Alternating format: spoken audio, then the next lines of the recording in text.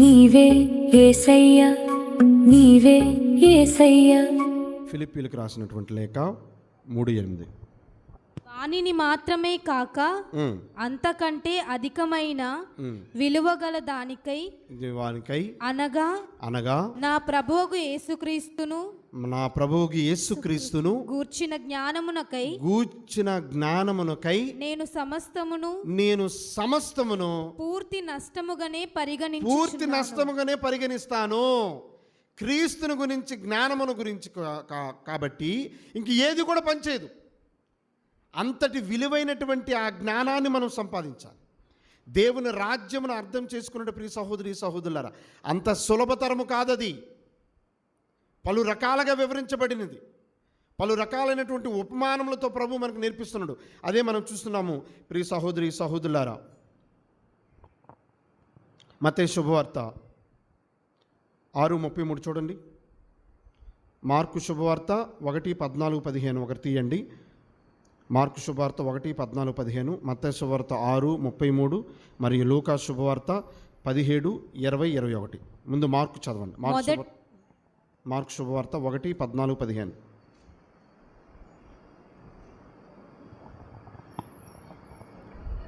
కాలము సంపూర్ణమైనది, దేవుని రాజ్యము సమీపించినది, హృదయ పరివర్తనము చెంది సువార్తను విశ్వసింపుడు. ఆ దైవ రాజ్యమును పొందాలంటే దేవుని జ్ఞానం పొందాలి.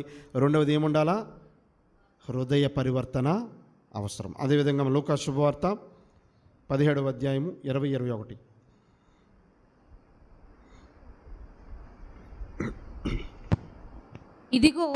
ఇదిగో ఇక్కడ ఉన్నది లేక అదిగో లేదా అదిగో అక్కడ ఉన్నది అని ఎవడు చెప్పకూడదు.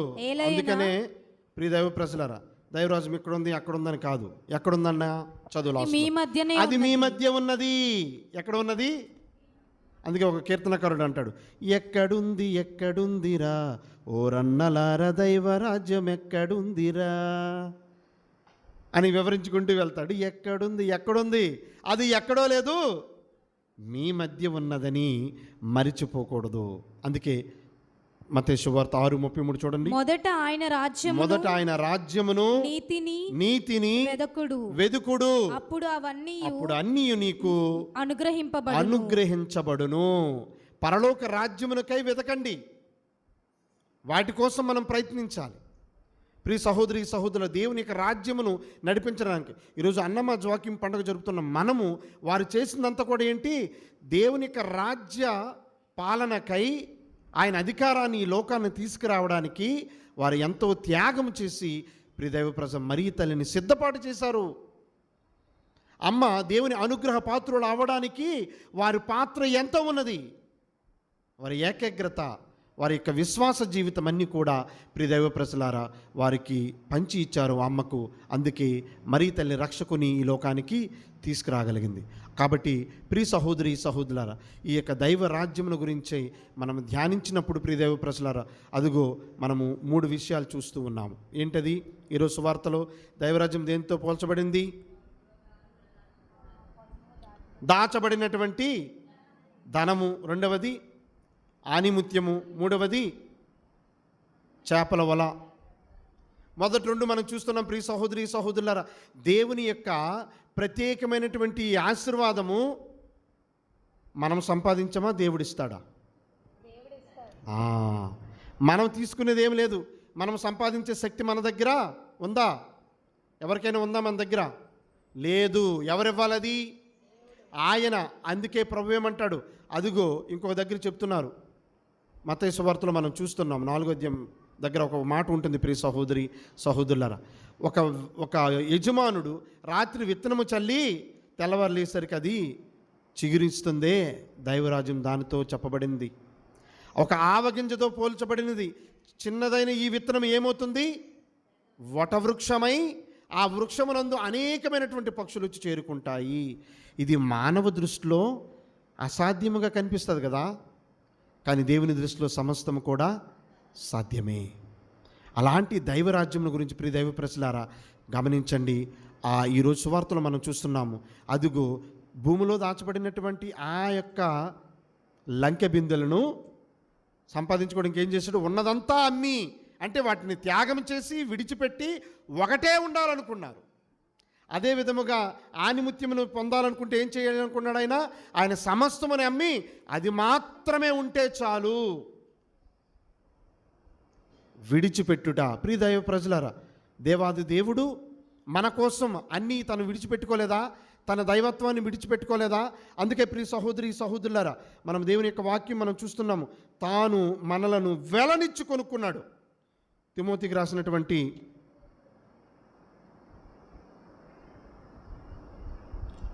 కొరింథీయులకు రాసిన మొదటి లేఖ 6:20 చూడండి.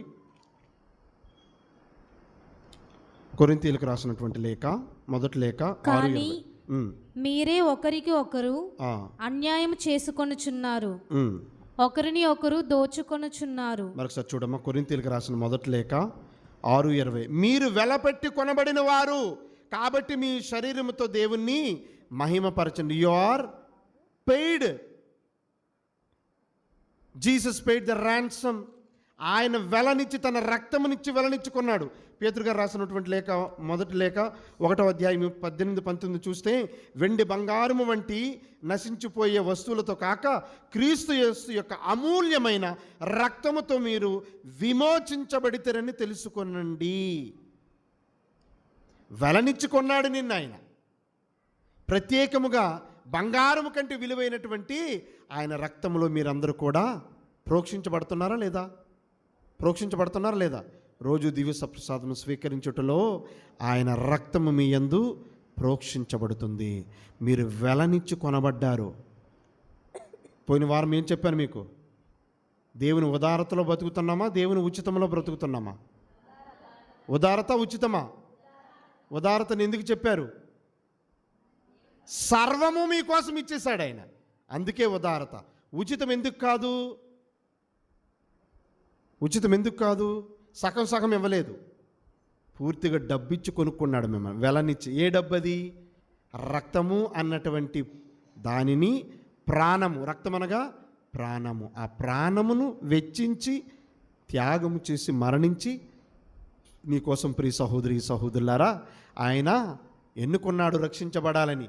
కాబట్టి ప్రియ దైవ ప్రజలారా, ఈ పరలోక రాజ్యమునకు నువ్వు కావాలనుకున్న నీవు ఆయనే ఉండాలి, ఆయన తప్ప వేరొకరు. సొలొమోను రాజు ఏమని చెప్పారు?